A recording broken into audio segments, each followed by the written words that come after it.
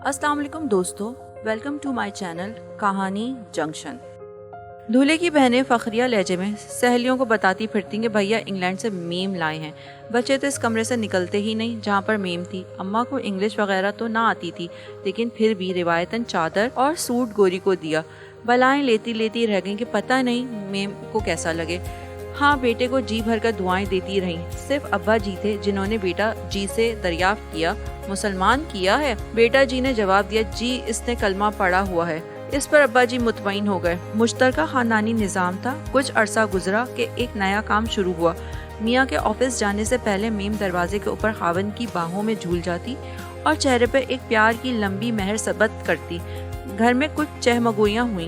बेटी जी ने इस्तिफसार पर बताया कि समझ जाएगी कलमा पड़ा हुआ है। गर्मियाँ शुरू हुई। गोरी ने पैंट उतारकर नेकर पहननी शुरू कर दी। अब्बा जी ने तो कमरे से बाहर निकलना छोड़ दिया और भाई रात को देर से घर आने लगे।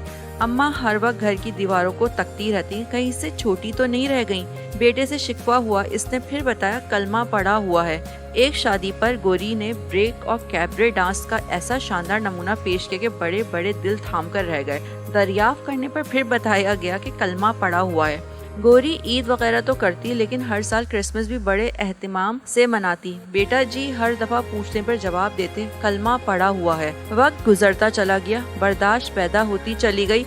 बच्चा हुआ तो गोरी ने खतने करवाने से इनकार कर दिया। कहने लगी जुल्म है। बेटा जी खिसियानी सी हंसी के साथ बोले, समझ जाएगी कलमा पड़ा हुआ है। डांस, म्यूजिक, फिल्में, कॉकटेल पार्टीज, क्रिसमस सरे आम बोसो किनार घर के कल्चर का हिस्सा बने।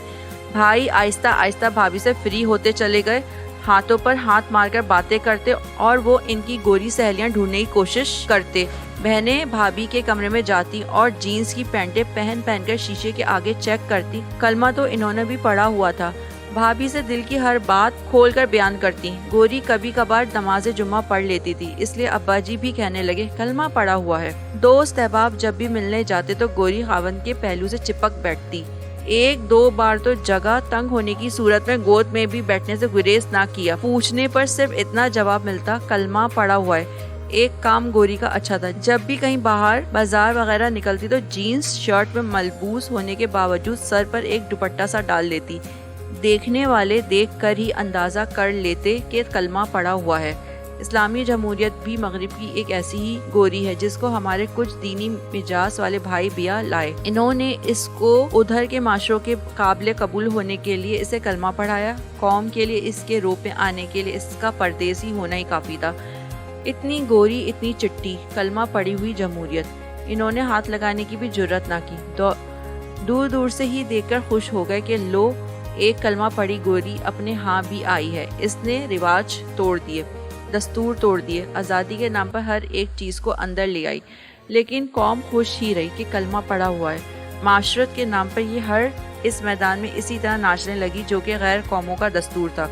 लोग फिर भी मुतमईन रहे कि इसने कलमा पड़ा हुआ है। इसने हर शिर्क और कुफर को एक जवाब दिया, हर जालिम को इक्तिदार तक पहुंचने का रास्ता दिया। दीन के हर अब्बा जी को समझौता करना सिखाया, कलमे का सहारा लेकर हर चीज़ को आम किया। और हम महल्लेदारों की तरह इसी बात पर खुश रहे कि इसने कलमा पढ़ा हुआ है।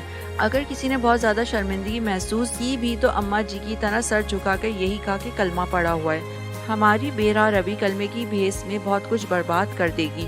ज़्यादा तबाही से बचने के लिए अब भी वक्त है। अपनी ज़िंदगी में इस्लाम लाने की कोशिश कीजिए, वरना हमने भी बस कलमा ही पढ़ा हुआ है।